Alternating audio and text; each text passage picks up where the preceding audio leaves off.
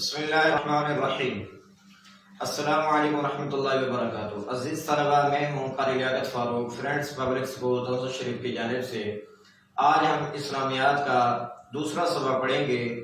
عزیز طلبہ، آپ اپنی کتاب کو آگے رکھیں۔ انشاءاللہ عزیز، اب ہم شروع کرتے ہیں اگلا سبق۔ بسم اللہ الرحمن الرحیم۔ عزیز طلبہ، پہلے دن ہم نے پڑھا تھا پہلے سبق کا ترجمہ اور ایک حدیث شریف پڑھی تھی۔ آج ہم اس کی مشق کو شروع کرتے ہیں۔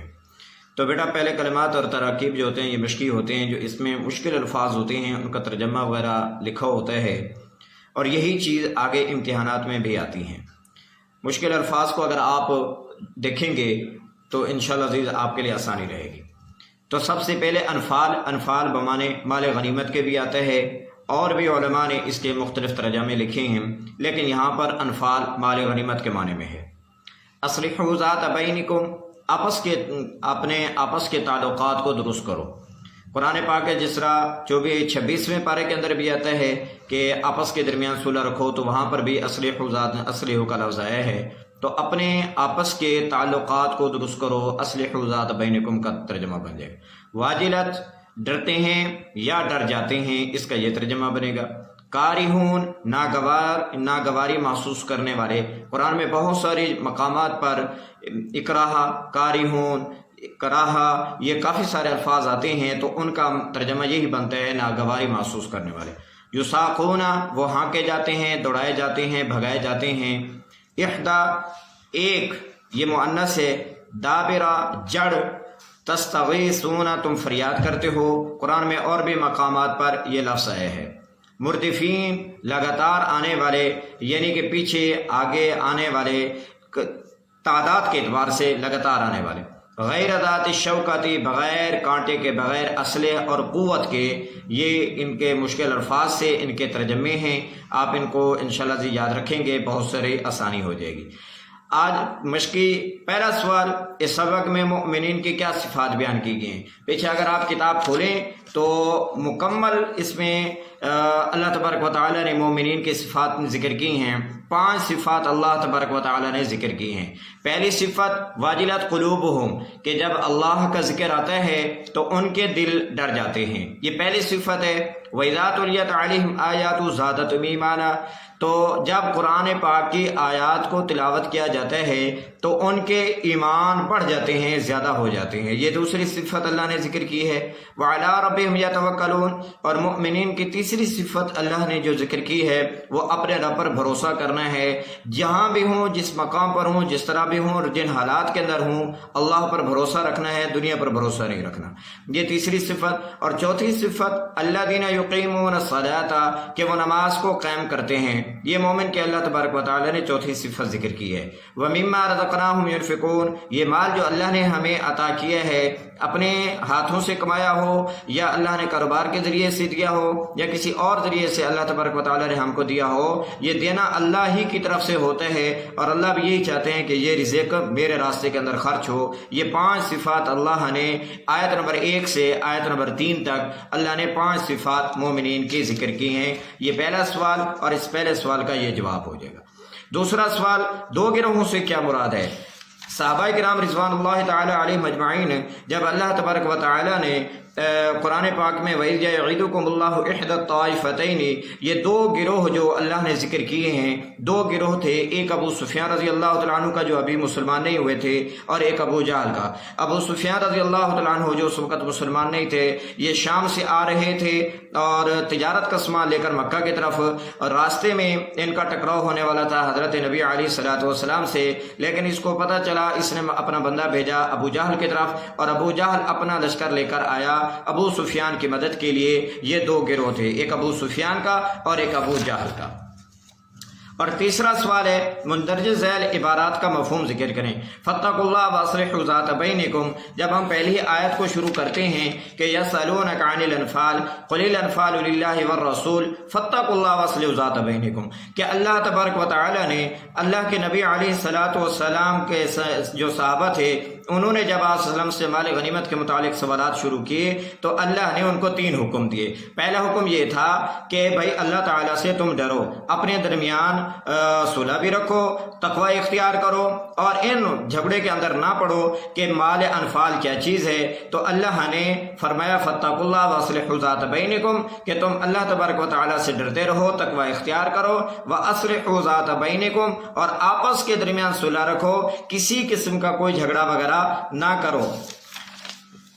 اور دوسری بے جز اس کی کیا ہے، واطیعوا اللہ ورسولہ، یہ چیز بھی اسی میں آتی ہے کہ اللہ نے صحابہ کرام کو 3 حکم دیے ہیں۔ پہلا حکم تھا کہ اللہ تبارک و تعالیٰ سے ڈرتے رہو، دوسرا حکم تھا واصلحوا ذات بینکم، اور تیسرا حکم ہے اطیعوا اللہ ورسولہ، کہ تم نے ہر حال میں جس مقام پر ہو، جس حال میں ہو، جس حالت کے اندر، جس طرح کے اندر بھی ہوں، تو تم نے اللہ اور اس کے رسول صلی اللہ علیہ وسلم کی اطاعت کرنی ہے، تب اپنے ایمان کے اندر تم پختہ ہو جاؤ گے۔ اور جیم جو ہے اس کی وَإِذَا تُلِيَتْ عَلَيْهِمْ آيَاتُهُ زَادَتْهُمْ ایمانا، کہ یہ مومنین کی صفات میں سے ایک صفت ہے کہ جب قرآن پاک کی ان پر آیات کو تلاوت کیا جاتا ہے تو ان کا ایمان بڑھ جاتا ہے۔ اور یہ قدرتی بات ہے کہ قرآن پاک کو پڑھنے سے ایمان انسان کا مضبوط بھی ہوتا ہے، بڑھ بھی جاتا ہے، اور یہ اللہ تبارک و تعالیٰ کا مومن پر خاص انعام اور اکرام ہے، اور اللہ تبارک و تعالیٰ کا احسان ہے کہ اللہ نے قرآن جیسی نعمت، قرآن جیسی دولت اللہ تبارک و تعالیٰ نے کلمے والے ایمان والے کو عطا کی ہے۔ بسم اللہ الرحمن الرحیم۔ بیٹا ہم نے پچھلے سبق میں ایک حدیث شریف پڑھی تھی، آپ صفحہ نمبر 49 کھولیں تو وہاں پر حدیث نمبر 2 لکھی ہے۔ پہلے سبق میں ہم نے ایک حدیث پڑھی تھی، آج ہمیں انشاءاللہ عزیز 2 احادیث مبارکہ جو آپ صلی اللہ علیہ وسلم نے اپنی زبان مبارک سے ادا کی ہیں وہ ہم پڑھیں گے۔ پہلی حدیث تھی افضل الاعمال لا الہ الا اللہ و افضل الدعاء الاستغفار۔ آج ہم دوسری حدیث جو پڑھ رہے ہیں، طلب العلم فریضۃ علی کل مسلم، کہ علم کی طلب ہر مسلمان مرد عورت پر یہ فرض ہے۔ آپ نے اکثر حدیثوں میں سنا ہوگا، لکھا ہوا بھی آپ نے دیکھا ہوگا کہ طلب العلم فریضۃ علی کل مسلم و مسلمۃن، یہ مسلمۃن جو اگلا لفظ آتا ہے یہ کہیں پر بھی نہیں لکھا، یہ مسلم یہ تمام کو جمع ہوتا ہے، کہ آپ صلی اللہ علیہ وسلم فرما رہے ہیں علم کی طلب ہر مسلمان مرد عورت پر فرض ہے، اور یہ قدرتی طور پر انسانی فطرت کا بنیادی تقاضا ہے کہ اسے اپنی ذات اور کائنات کے بارے میں ہر اچھی اور بری بات کا علم ہو۔ اس کے بغیر نہ تو انسان دنیا میں ترقی کر سکتا ہے اور نہ ہی اپنے خالق اور مالک کا قرب حاصل کر سکتا ہے۔ اب ایک جاہل بندہ قل هل يستوي الذين يعلمون والذين لا يعلمون، کہ ایسا ہو سکتا ہے کہ جو پڑھنے جاننے والا ہے اور نہ جاننے والا یہ برابر کبھی بھی نہیں ہو سکتے۔ قرآن پاک نے اس چیز کو بنیادی طور پر وضاحت کے ساتھ اللہ تعالیٰ نے ذکر کیا ہے کہ جاننے والا اور نہ جاننے والا یہ کبھی بھی برابر نہیں ہو سکتے۔ انسان کی اسی بنیادی ضرورت کے پیش نظر نبی علیہ الصلوۃ والسلام نے اس حدیث میں علم کا حاصل کرنا ہر مسلمان مرد عورت پر لازمی قرار دیا ہے۔ احادیث کے اندر آتا ہے کہ انسان کو اتنا علم حاصل ضرور کرنا چاہیے کہ انسان کو حلال اور حرام کی تمیز ہونی چاہیے۔ اگر انسان کے پاس اتنا علم نہیں ہے تو فرمایا اولئک کالانعام بل هم اضل، یہ جانوروں کی طرح ہے یا اس سے بھی گیا گزرا ہے۔ جبکہ ہمارے ملک میں آج کل اگر دیکھا جائے تو لڑکوں کے مقابلے میں لڑکیوں کی تعلیم کا تناسب یہ آدھا ہے، نصف ہے۔ لڑکیوں کے مدارس کی تعداد بھی آدھی ہے۔ آج کل اس بات پر زور دیا جاتا ہے کہ لڑکوں کو تو پڑھایا جائے لیکن لڑکیوں کو کم تعلیم دے کر گھر میں بٹھا دیا جاتا ہے۔ لڑکیوں کو بھی ضرور پڑھنا چاہیے، اور لڑکیوں کی تعلیم فرماتے ہیں علماء کہ اگر ایک عورت پڑھتی ہے تو آنے والی ساری نسلیں پڑھ جاتی ہیں، اگر ایک عورت جاہل رہ جاتی ہے تو آنے والی نسلوں کے اندر بھی علم کی کمی رہ جاتی ہے۔ نبی علیہ الصلوۃ والسلام کے ارشاد گرامی پر عمل کے لیے یہ ضروری ہے کہ ہم لڑکیوں کی تعلیم اور تربیت پر بھی بھرپور توجہ دیں تاکہ کوئی بچی ان پڑھ اور جاہل نہ رہے، تاکہ آنے والی جو ہماری نسلیں ہیں وہ پڑھ لکھ کر پڑھنے والی ہوں اور بننے والی ہوں، قوم اور ملک اور ملت کی خدمت کرنے والی ہوں۔ انسان اس وقت تک اپنے مقام اور اللہ تبارک و تعالیٰ کی طرف سے عائد کردہ فرائض کو نہیں جان سکتا جب تک کہ وہ علم کے جستجو کے راہ پر گامزن نہ ہو۔ اب اللہ قرآن میں کیا فرماتے ہیں، رسول اللہ صلی اللہ علیہ وسلم اپنے کیا فرمان میں فرماتے ہیں، تو جب یہ چیزیں ہمیں علم میں نہیں ہوں گی تو ہمیں یہ سمجھ بھی نہیں آ سکتی۔ اور دوسری بات یہ ہے کہ قیامت کے دن اللہ کی عدالت میں اپنے فرائض اور ذمہ داریوں کے متعلق بھی جواب دہی کرنی ہے۔ اب جواب دہی تب ہوگی جب ہم اللہ تبارک و تعالیٰ کے احکام کو جانیں گے، سمجھیں گے، پڑھیں گے، ان کے اوپر عمل کریں گے۔ اس لیے ہر نیکی اور گناہ کا اور اچھائی اور برائی کا حاصل کرنا بھی، اس کا علم حاصل کرنا بھی ضروری ہے، تبھی ہم دنیا میں کامیاب ہو سکتے ہیں اور آخرت میں اللہ تعالیٰ کی عدالت میں سرخرو ہو سکتے ہیں۔ اب آگے ہم تو تیسری حدیث پڑھیں گے۔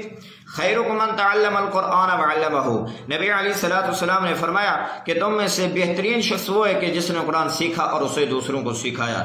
اللہ تبارک و تعالیٰ نے قرآن پاک انسان کے لیے راہ ہدایت، راہ نمونہ اور انسان کی زندگی گزارنے کے لیے ایک آئین ترتیب دیا ہے کہ انسان الف سے لے کر یہ تک یہ قرآن کا مجموعہ ہے، پڑھتا جائے، سیکھتا جائے، عمل کرتا جائے۔ اللہ کے نبی علیہ السلام نے فرمایا جہاں قرآن کی تعلیم دی جاتی ہے وہ آباد گھر کے، جہاں قرآن پڑھا جاتا ہے وہ آباد گھر کی طرح ہے، اور جہاں پر قرآن نہیں پڑھا جاتا وہ غیر آباد ہے۔ قرآن حکیم یہ کلام الہی ہے، اور اللہ کے نبی علیہ السلام نے اور اللہ نے قرآن پاک میں فرمایا وَمَنْ أَعْرَضَ عَنْ ذِكْرِي فَإِنَّ لَهُ مَعِيشَةً ضَنْكًا، کہ جو شخص قرآن پاک سے منہ موڑتا ہے، اللہ کے ذکر سے منہ موڑتا ہے، تو اللہ تبارک و تعالیٰ اس کو مختلف سزائیں عطا دے دیتا ہے۔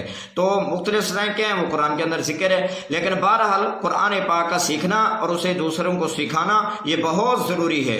آج ہم دنیا کے تعلیم پر زور دیتے ہیں لیکن قرآن کی طرف یہ ہمارا زور بہت کم ہے، جس کی وجہ سے ہماری آنے والی نسلیں قرآن کی طرف راغب نہیں ہوتی، جو ہمارے لیے مسائل کا سبب بنتے ہیں۔ یہ کتاب محض نماز اور روزے کی تعلیمات پر مشتمل نہیں ہے، بلکہ انسانی زندگی کے تمام پہلو، خواہ وہ دنیاوی ہوں یا اخروی ہوں، معاشی ہوں یا معاشرتی ہوں، سیاسی ہوں یا سائنسی ہوں، سب کے بارے میں تاابد رہنمائی کرتی ہے۔ آج سے 1400 سال پہلے اللہ تبارک و تعالیٰ نے ہمارے پیارے نبی حضرت محمد رسول اللہ صلی اللہ علیہ وسلم پر قرآن اتارا۔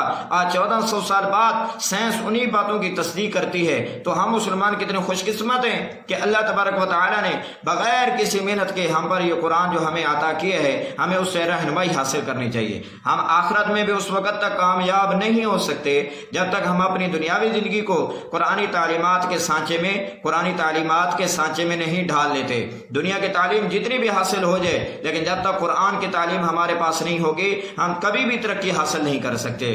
اس لیے ضروری ہے کہ ہم قرآن مجید کو پڑھیں، سمجھیں اور عملی زندگی میں اس کی پیروی کریں، نیز دوسروں کو اس کا پیغام پہنچائیں اور اس پر عمل کرنے کی ترغیب دیں بھی، عمل کریں بھی اور دوسروں کو اس کی تعلیم دیں۔ اللہ تبارک و تعالی ہم کو قرآن سیکھنے کی، سکھانے کی، پڑھنے پڑھانے کی توفیق عطا فرمائے۔ بیٹا انشاءاللہ اگلے سبق میں ہم مطالعاتی موضوع بھی پڑھیں گے اور احادیث بھی پڑھیں گے، ترجمہ بھی پڑھیں گے۔ اللہ تبارک و تعالی ہمارے علم کے اندر اللہ تبارک و تعالی برکت اور ترقی اور رزق کے اندر بھی ترقی اور برکت عطا فرمائے۔